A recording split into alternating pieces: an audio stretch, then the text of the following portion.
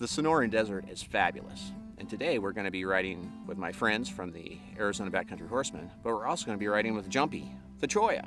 And this is why they call it Jumping Choya. I have a little friend.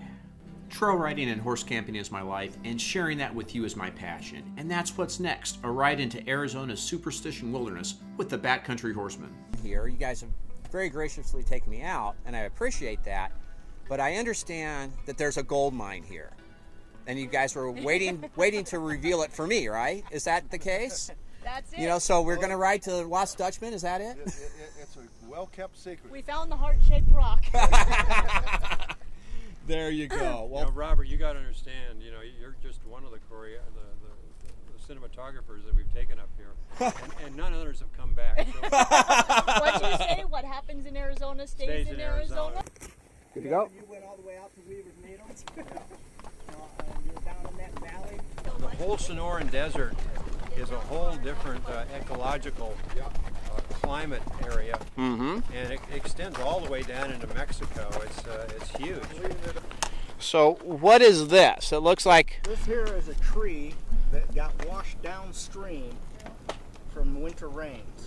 We had torrential flooding this last winter, and a tree like that. This here would have probably been uncrossable for a couple days. So even in the desert, water is a danger. Absolutely. Now we will get our winter, our wildflowers in the February, March. But as far as all the cactus blooming, that doesn't happen until the heat.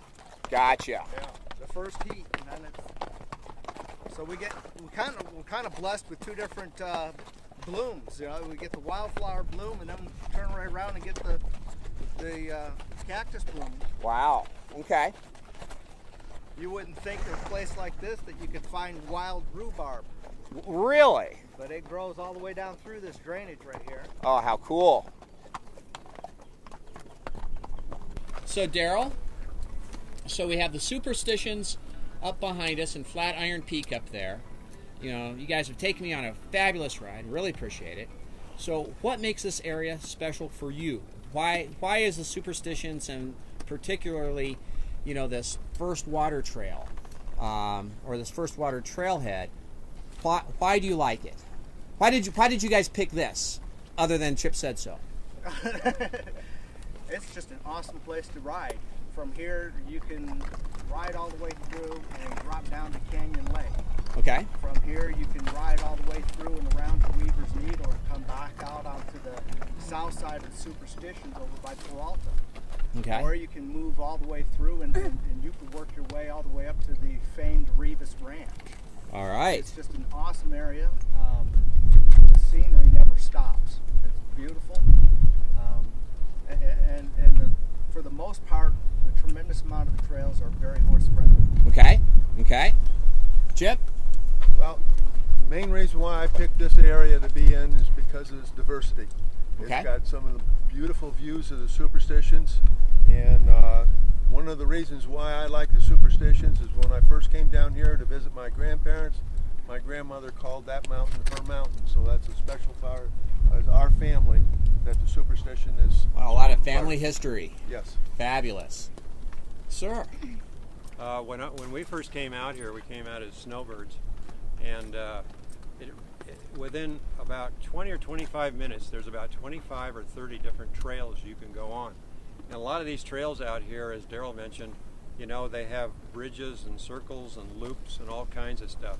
So the riding is all available, and it's a lot different. You know, back in the Midwest and places, they have a lot of mud and streams, and it's very flat. Out here, the diversity of the riding, you know, you're up, you're down, you're on flat land, you're crossing streams, you're up on rocks. So your horse gains a lot of experience, so he can do both. So challenging not only for us, but our mounts to learn lots of things. The horses out here have typically come from someplace else, not necessarily, but you know, they've had both exposures. Okay. And Angie, so why here? And why, thank you for letting me ride Amigo. He is being a fine Amigo. You're absolutely welcome. So why do you like this area? I love the Superstitions because, like they said, it's diversity. I also love the fact that it's so much exploration. There is so much interconnectivity here, and it's always something new that pertains to that history. And the trails are great. They're maintained very well. We could go on over into what's called Rhubarb and Boulder Canyon, Okay. and eventually down to Canyon Lake. I'll tell you a little story about this place that we're going. This is where we used to stop for lunch Okay. when we went to a place called Hackberry Springs. And so there was this guy from Tennessee. He was absolutely driven. He had an obsession that he was going to find an Indian arrowhead.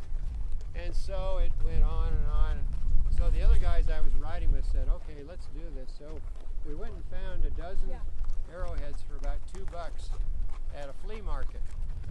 And every time we would stop there to have lunch, one of us, except him, would always find an arrowhead. And we did this 7 or 8 times over about a 3-year period, and he was getting so frustrated, we finally said, Larry, I said, these are ones we bought at the flea market. I said, there are no arrowheads here. I said, we've had them in our pocket, and then we just pulled them out when it came to lunch. So here's a pestle from a mortar and pestle.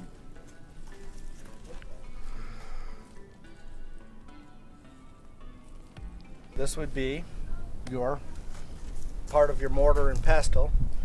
The Indians would take and put mesquite beans in here and grind them up into a powder and make their flatbreads out of that.